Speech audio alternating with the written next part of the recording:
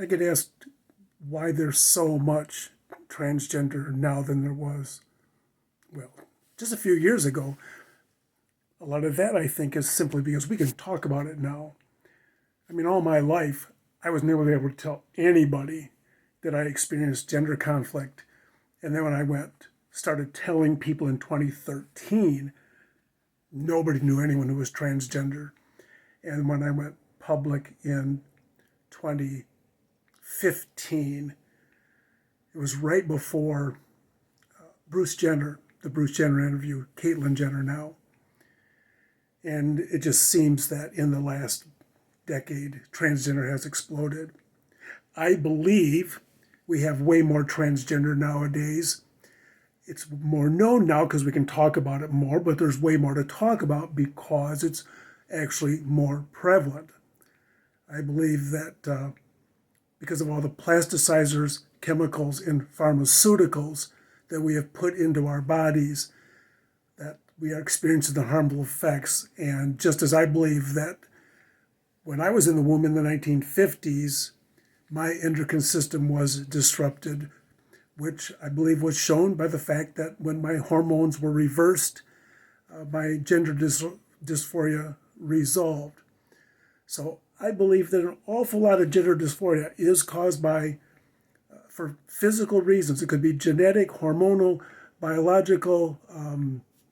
There's another one, chromosomal. That's the one I want. But there's so many young people. And this first week of December 2024, the arguments were in front of the Supreme Court regarding health care for trans youth. And that's where our minds are so often concerned about our young people. And it seems so many of them are telling us that they're transgender, they need to transition and so forth. Is it possible that they don't have a physical malady? Sure. And that's what this video is about. I need to acknowledge this and go over some of the possibilities.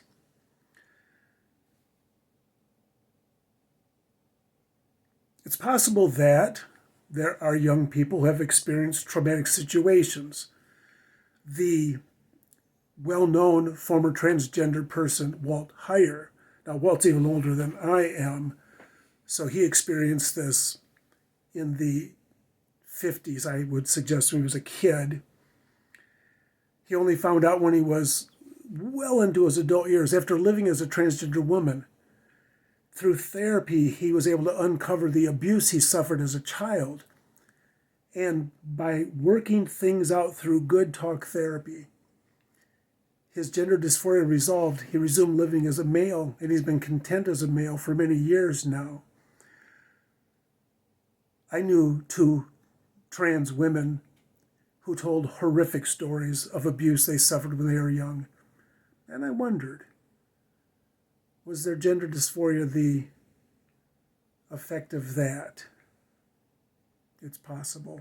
So it's possible that there are people of any age whose gender dysphoria is an act of our brain trying to protect us in some way. It seems the conversation is more that the society in which we have the anything goes lay of the land, that young people are acting out, or they're just trying to fit in. Those things are possible. 5 years ago or so, somebody came up with the term ROGD, rapid onset gender dysphoria. This was for primarily young people. Think of teenagers typically, who were always happy, content. They got on well in school, they did well, they had friends and so forth. They weren't depressed. They didn't suffer things. They had a good home life, all the what we want for everybody. And then all of a sudden, they're saying, I'm really transgender. And then they're very hot to want to transition. So somebody came up with this term, rapid onset gender dysphoria. Is it possible that there are people, regardless of their age, who, for reasons outside of themselves that they internalize, peer pressure, they want to fit in, that they identify as trans to be part of the crowd, to be cool. It's certainly possible.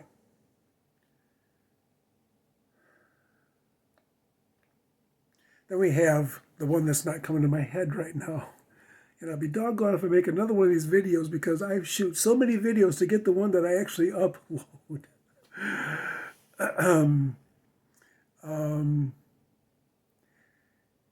Regardless of the reason that a person says they're now transgender, what they themselves can do to analyze themselves, what I did as an adult, and what parents especially can do in watching their children, is to take a pick. P-I-C stands for persistent, insistent, and consistent. Is a person persistent that their gender doesn't match their biological sex? Are they insistent in how they experience themselves? Are they consistent in their message? You know, you can tell lies, but it's hard to tell consistent lies. And we need to watch ourselves, and parents watch their kids. The thing that wasn't coming to my mind came back. At 67, things can come back to me. It was suggested to me that, aren't some people just acting out? And I thought, wow, okay, so you can act out. And we live in a society where you can be among folks where you can, be accepted as dressing wildly and so forth. I want to suggest to you, friends, that adopting the dress of, if I may, the opposite sex, changing your name from male to female, female to male, and hearing different pronouns, this is far more than an act of acting out. I was a trans woman and wore female clothes exclusively for 3 years and wore them for decades, and they always felt right on me. Now, since 2018, after my gender dysphoria resolved and I experienced myself exclusively as male, the thought of wearing female clothes is weird to me, like with any other typical guy. So for somebody to go to a party or to try to say they are the opposite sex, if you will, I realize there's non-binary, and I truly don't want to offend anybody. To do that once or twice for a week or a month, I'm questioning a month, frankly.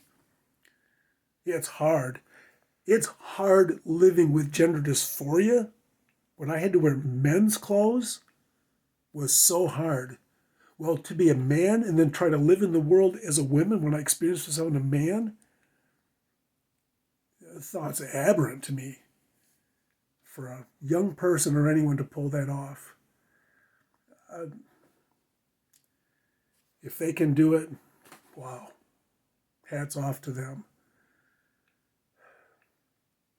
I hope this helps. I recognize that there can be plenty of folks who don't have genuine gender dysphoria based on a physical malady. What we need to do is listen to them, ask them good questions, be patient, compassionate, and take a pick. Listen closely. And this should go slowly. Nobody transitions in a week. We need to be patient and go slowly and be kind. That's good. Always. See ya.